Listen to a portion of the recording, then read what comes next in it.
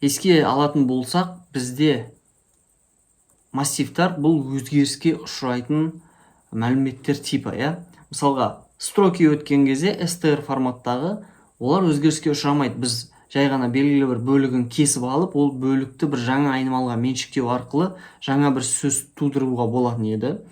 Ал сол сөздің ішінде өзгерте алмайтын еді, яғни строки өзгеріске ұшырамайды. Ал массив өзгеріске ұшырайтын еді, яғни бізде массивтің бір элементін келесі бір жаңа элементке ауыстыруға, немесе оны удалить етуге, немесе массивқа жаңа элемент қосуға ондай болатын еді.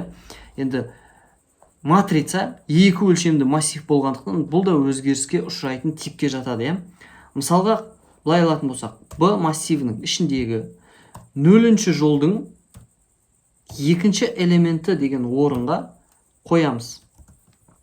Нені қоямыз? Мысалға, 50 деп қоятын болсақ. Және одан кейін print B деп бүкіл массивті шығаруға тырысатын болсақ, не шығады?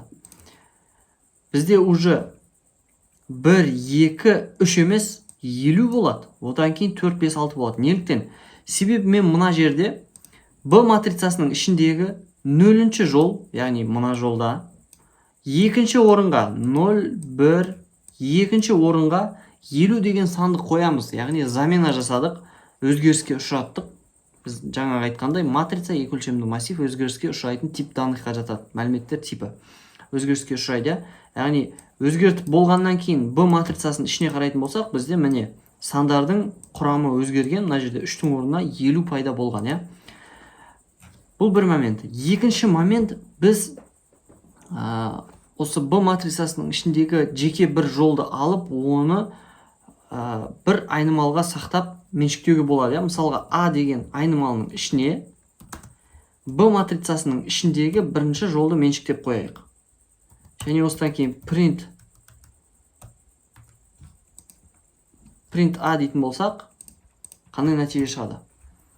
Запустить басқан кезде 4, 5, 6 шығады. Неліктен? Себебі A деген нәрсені, A деген айнымалының ішіндегі мәліметті шығаруға тырысып жатырмын. Ал A-ның ішінде B матрицасының бірінші жол тұр. Мынау 0-ші жол, мынау 1-ші жол. Сәйкесінше 4, 5, 6 шықты, Бірақ бізде мына нәрсені түсіну керек.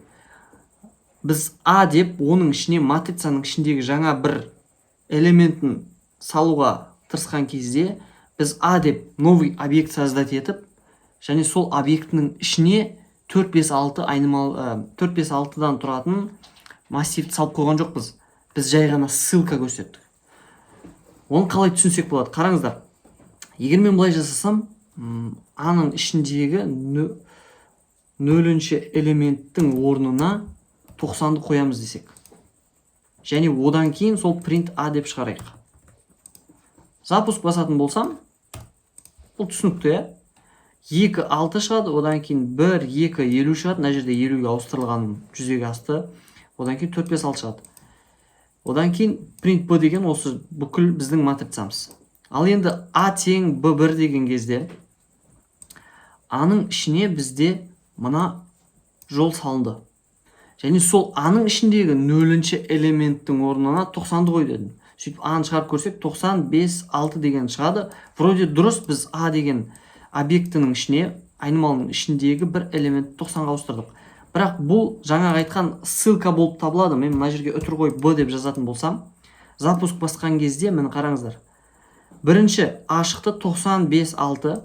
Одан кейін екінші біздің матрицамыз екі тік жақша тұр, қатарынан байқасақ болады матрицаны. 1, 2, 50 бұл дұрыс. Мына жағы 95, 6 болып кетті. Неліктен? B-ның іші ондай болмау керек еді. Мен B-ның ішіндегі мына орынды ауыстыр деп айтпадым ғой. Мен A-ның ішіндегі 0-ші элементті 90-ға ауыстыр дедім. Бірақ B-ның ішіндегі 4-ке ол өзгеріс әкелмеу керек еді. Бірақ сонда да өзгеріске ұшыратады. Неліктен? Себебі мына жерде тұрған бізде A новый айнымал болғанмен бұл новый объект емес. Яғни A бұл жеке тұрған объект емес, ол B-ның бірінші жолына қарай сілтеме, яғни ссылка жібереді. Соның кесірінен біз A-ның ішіндегі 0-ші элементті 90-ға ауыстыр деген кезде, ол ссылка арқылы B матрицасының ішінен де өзгертіп жібереді екен. Осы моментті біз есептер шығару барысында мұқият болуымыз қажет.